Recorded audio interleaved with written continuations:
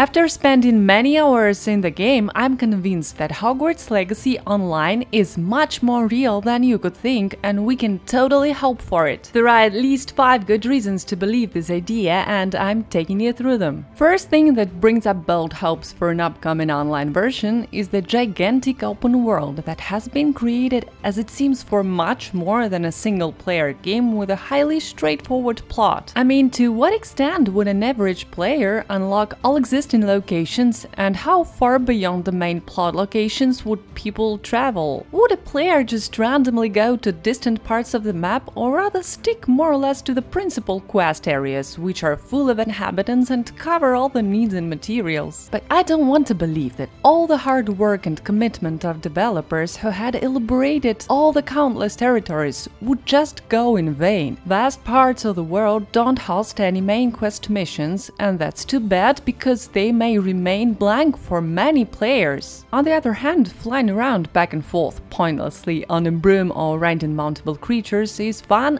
only like a first 1,000 times. Okay, joking, always fun, but anyway, the map is like 10, if not 100 times bigger than necessary for completing all the plot missions and a great deal of side quests. The only reasonable explanation for this is, I would assume, the map was meant to host events other than a single-player plot game in the form that it was actually released. Because as for now, for some reason, frankly, in this big map with plenty of rivers, caves, abandoned sites and castle ruins, I kind of feel lonely in it. No real immersive interaction or feedback is provided by any of the game NPCs. Even the characters that give quests, neither deliberate actions of a player provoke any reaction from anybody in the game. So it's like you alone in a whole universe. And if only you could go exploring the farthest map areas with your friends, or share secret locations, or fight against enemies, it would make so much more sense to have all this huge world around us. Because let's not forget about another thing.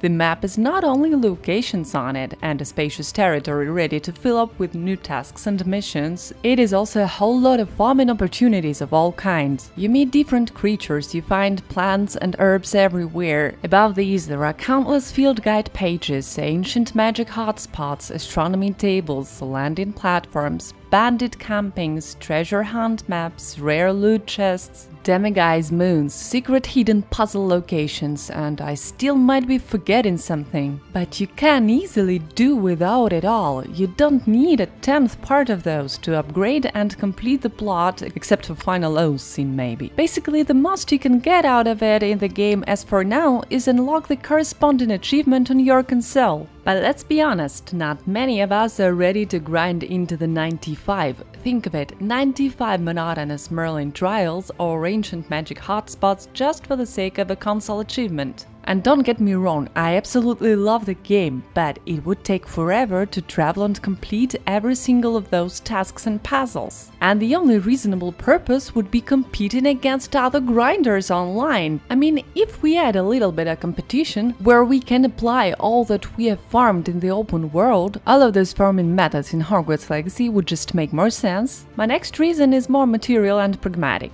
Hogwarts Legacy has sold over 12 million copies in its first 2 weeks since launch. A game like this in the Wizarding universe has been expected for almost 2 decades. I mean, really, it's set in such a marvelously elaborated world. It contains tons of sophisticated details and references, and it runs really smoothly on consoles, that's fact. So we can only imagine how hard the team had been working and is still working to provide a decent quality for PCs and later for all-gen consoles. And now another small yet important fact, the game doesn't include any microtransactions. And now let's think together. The Harry Potter world is so popular, and so many effort has been put into the game to reach the current level. Considering all these, I believe online would be just a righteous next step to fulfill both the fans and the investors' dreams. I mean, no one would deliberately stop milking a cow that has just proved to give 100 gallons a day. Normally, an owner would think of a way to milk 1,000 gallons potions instead, and that's a common process. And what would create better opportunities of making money than adding on online for a game with such a big open world and millions of players who love the world and want to spend as much time in it as possible? But okay, let's get back from money to the game mechanics as it is. Hogwarts Legacy is much more than just an opportunity to travel throughout the magical world with a wand in hand.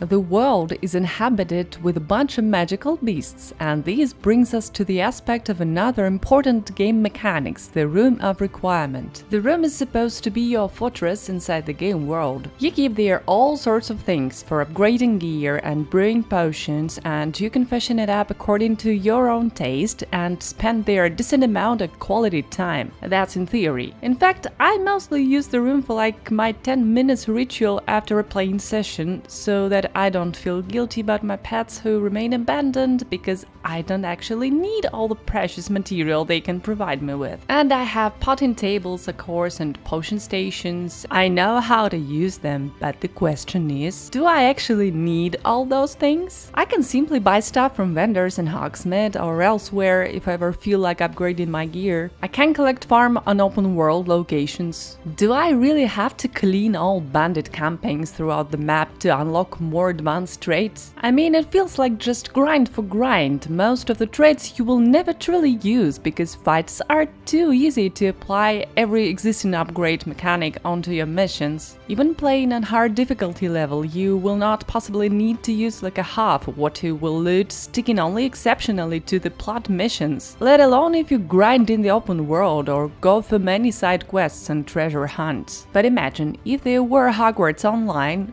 wow, all would be different and the Room of Requirement will be so much needed and useful for everybody. And not only to be able to compete against other players, but also to show off with your unique clothing and unbeatable gear and stuff. And given the mechanics already exists and works, I think it is another sign that the game can be further expanded to the online version. There is yet another super awesome but a bit excessive aspect related to the Room of Requirement mechanics. I'm speaking about various disproportionately strong combat mechanics in the game. We have lots of skills and abilities that are used in fights, and some of the abilities can be upgraded almost to God mod. Just think about it, we can upgrade to 4 full wheels of spells, including unforgivable and cursing mechanics to aim at multiple targets simultaneously. And despite the cooldown, we can destroy a whole wave of enemies with one wave of wand, so to say. Next we have talents mechanics, and we can use the talent points to upgrade most preferable abilities to higher levels. We have 3 types of combat plans, and we have potions, and we have dodging and disillusionment mechanics to sneak in and out unnoticed or escape groups of enemies unharmed. At the same time, the game is single player. And let's face it, the plot is absolutely straightforward. There is no use or fun in replaying missions using different approaches or techniques. The variety of opponents is relatively shallow. Dark wizards, goblins, trolls, spiders, dogbogs, inferi, mongrels, and occasionally those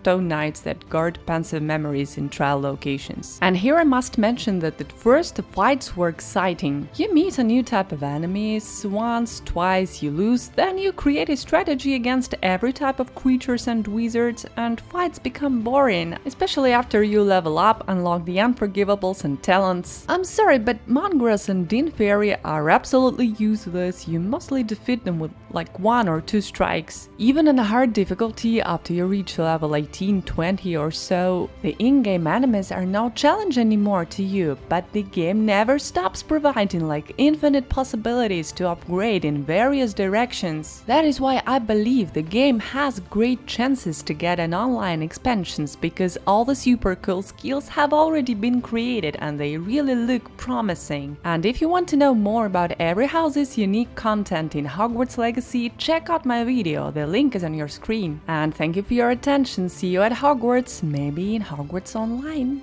Nox.